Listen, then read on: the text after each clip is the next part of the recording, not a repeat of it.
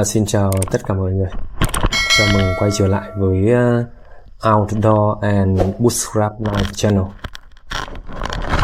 Hôm nay thì mình tiến hành một trải nghiệm lặn biển sinh tồn. Mình sẽ đi vào ban đêm, vì nước thủy triều thời gian này là nó sẽ cạn vào nửa đêm về sáng.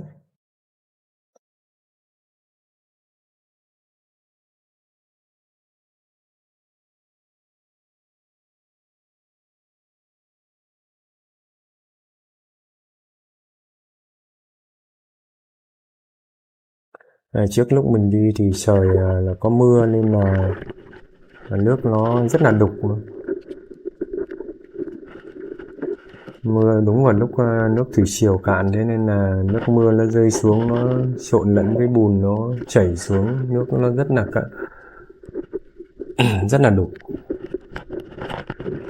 Và hơn nữa thì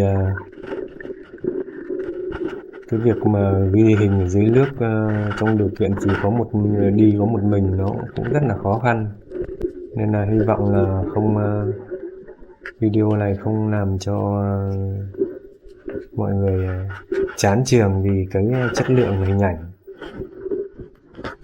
Nên mình vừa mới bắt được một con ghẹ này. Rất là khó nhìn, nước mưa đục khó nhìn lắm.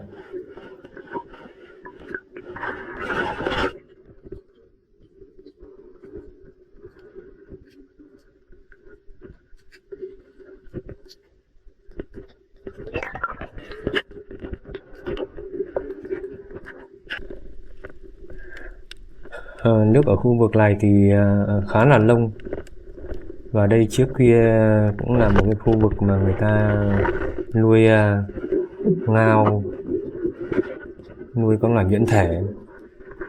Mình vừa mới bắt được một con ngao, nó nằm nổi hẳn lên trên mặt cát này.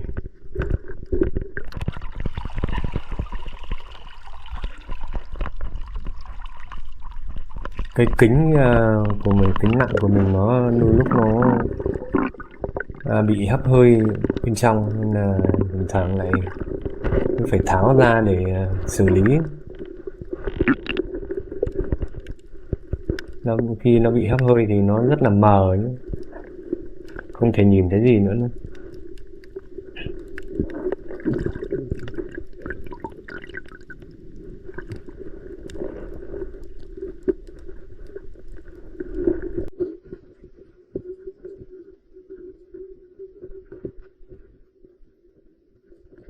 Đây, mình vừa bắt được một con cua, con này rất là lớn này. Lúc mình nhìn thấy nó, vì là nước là đục nên là phải vồ thật nhanh, không là nó sẽ lẩn vào cái nước đục mà mình kéo đến đấy, là sẽ bị mất luôn. Nên là nó toàn cảnh của nó là không có được trọn vẹn lắm. Rất mong là mọi người thật sự thông cảm.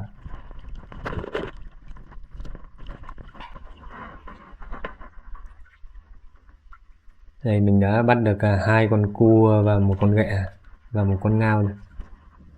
2 con cua rất là lớn.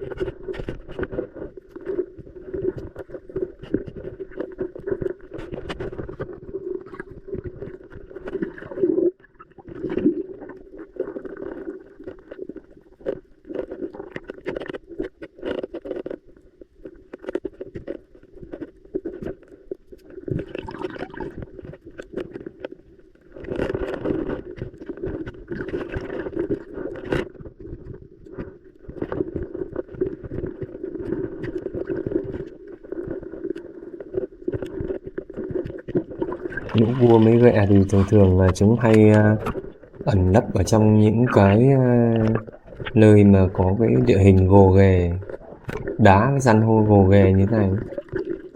Còn nếu như mà bãi cát phẳng hoặc là bãi bùn phẳng thì chúng rất ít là ở nữa. Nên là trong điều kiện nước đục rồi là kính là bị mờ nên là phát hiện chúng cũng khá là khó.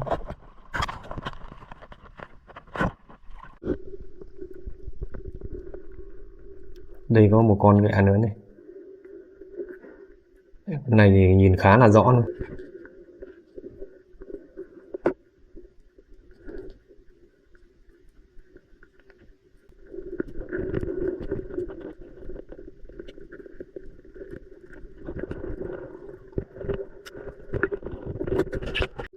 Không phải một con mà là 2 con luôn này. Một con đực ôm lên một con cái. Con cái bên dưới chắc là đang lột. Con cái đang lột người nó mềm xèo luôn.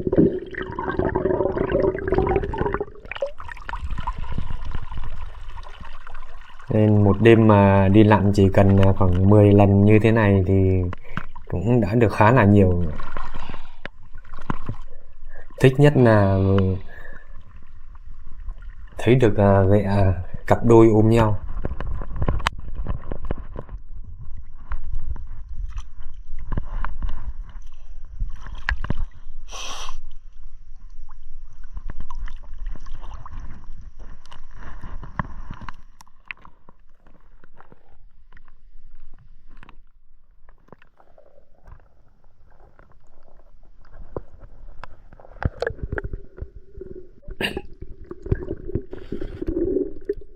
Đây lại 2 con nữa này.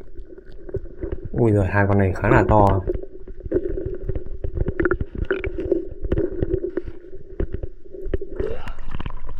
Rất là thích luôn.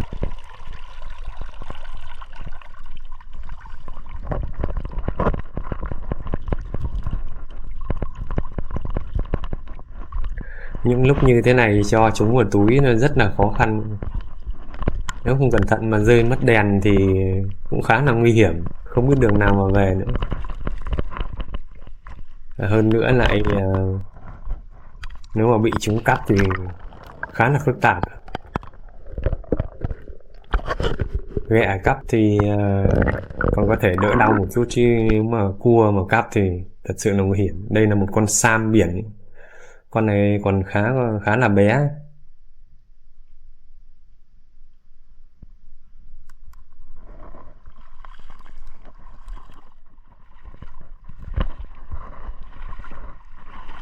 Bây giờ mình sẽ đến một địa điểm khác.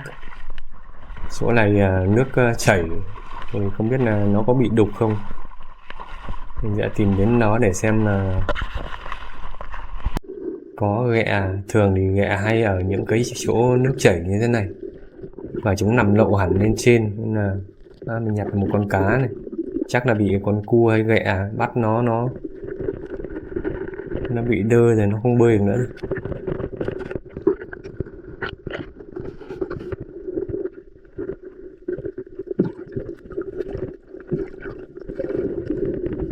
Ban đêm thì lũ cá này hay dựa vào những hốc đá rồi là chui vào trong lỗ đá để nằm ngủ, và tự nhiên là làm thành mồi cho mình. Vừa bắt được một con ghẹ nữa, làm mồi cho lũ ghẹ với lũ cua.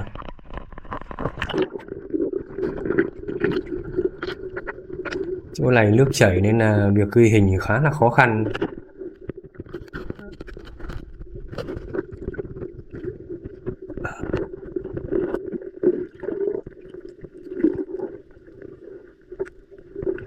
Cố gắng nắm mới giữ được cái đèn với cái máy quay nó thẳng cùng một hướng.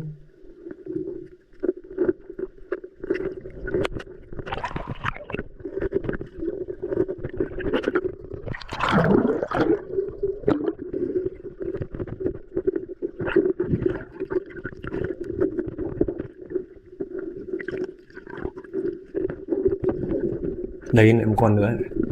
Đây là một con cá bò, mà nó nấp ở trong kẽ đá.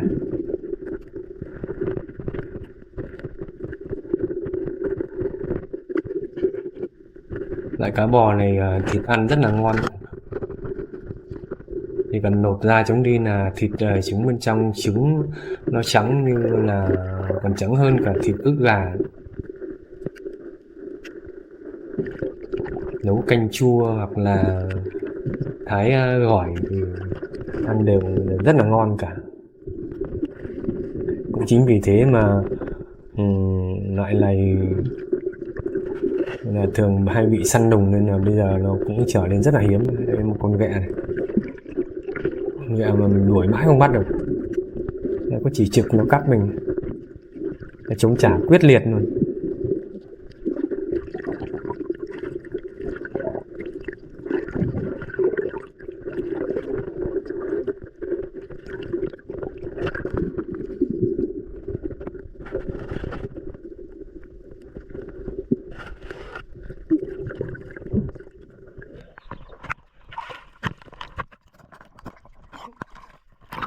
Lúc này chắc vào khoảng 5 giờ sáng gì đó. Bên trên thì nhìn cũng vẫn mờ mờ, nhưng bên dưới thì vẫn còn tối đen, dưới nước thì vẫn còn tối đen.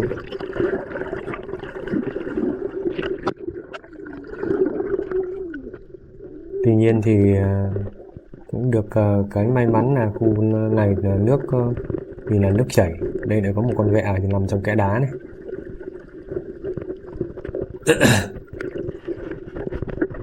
Khi chúng cắp vào một cái vòm miệng và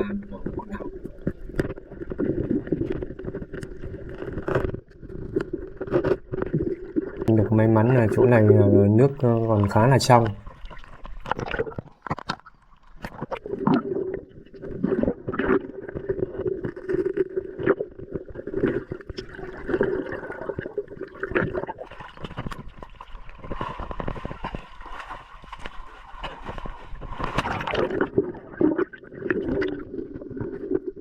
Mà lúc này thì nước thủy triều nó xuống gần như là đến mức thấp nhất rồi, nên là gần như là mình cũng chỉ ngộp thôi chứ cũng không hẳn là lặn. Thì nước nó cũng chỉ có khoảng 1 mét đến 1,5 mét. Chỗ này thì nó khá là lông.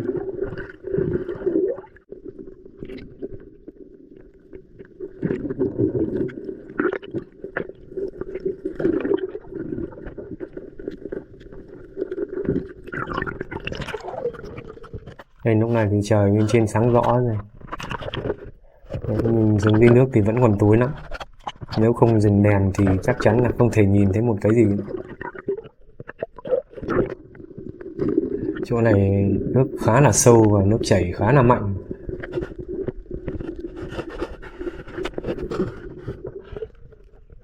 Đấy, mình vừa bắt được một con ghẹ. Những chỗ nước chảy này thì rất khó là quay ghi hình luôn.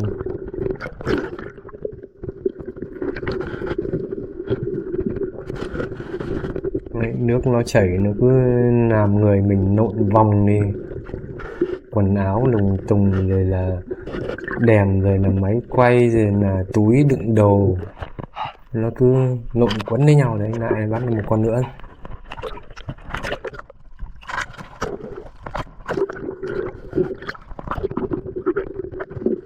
Rồi là khi lặn hết hơi lại phải ngoi lên thì tìm chỗ đứng. Chỗ này nó là một cái vách đá thẳng nên là không dễ dàng gì mà xoay sở.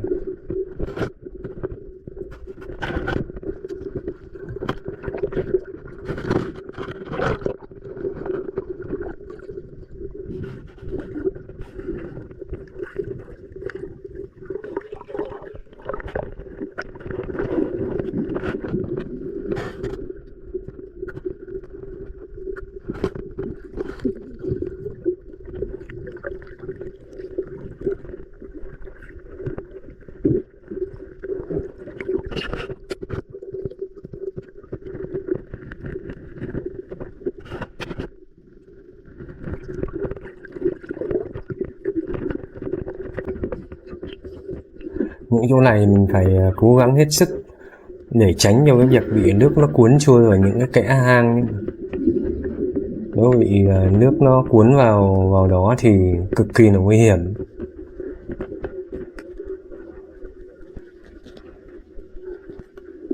Bạn không có bình khí lén thì lại bắt được một con ghẹ nữa.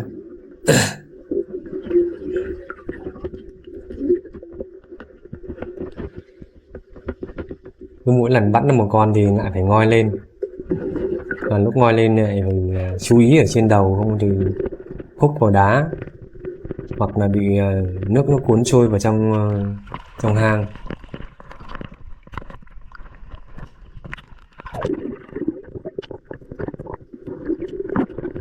Lúc này ở dưới nước thì cũng đã khá là sáng rồi.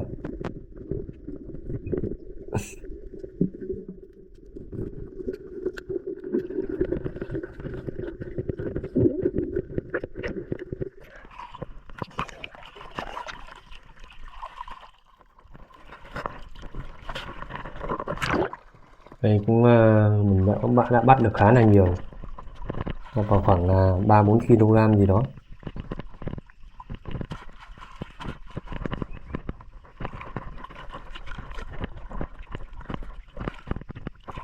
Mình sẽ lại tiếp tục là xem có được thêm con nào nữa không.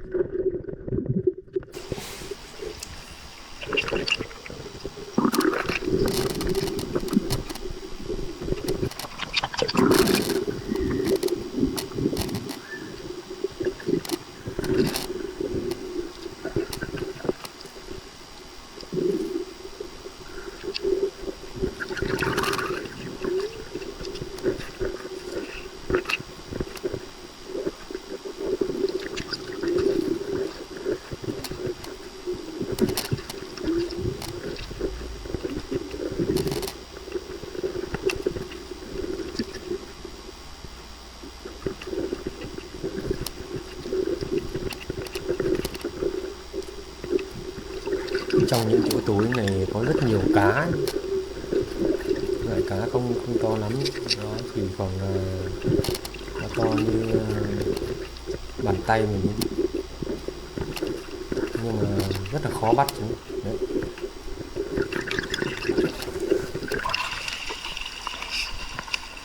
Mình đang đi xuyên qua một cái hang này khá là dài,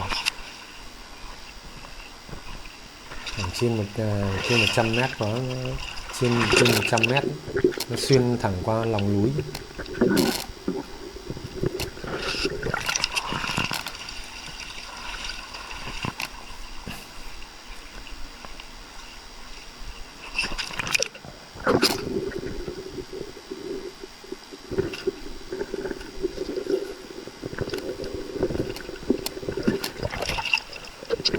Trước kia ở trong những cái hang như thế này thì rất là lắm cá song, nhưng mà do cái việc khai thác quá mức nên bây giờ thì cũng khá là hiếm. Mình đang đi kiểm tra xem là có con nào còn lấp ở trong đây không.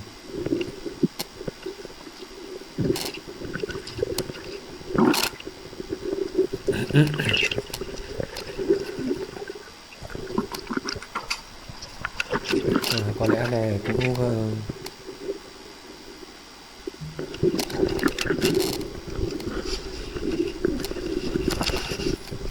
lại là một con ghẹ.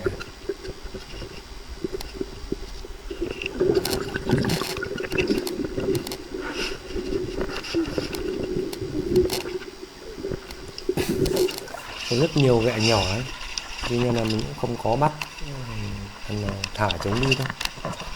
Bây giờ thì trời cũng sáng rõ rồi, và nước thủy triều cũng đã bắt đầu lên.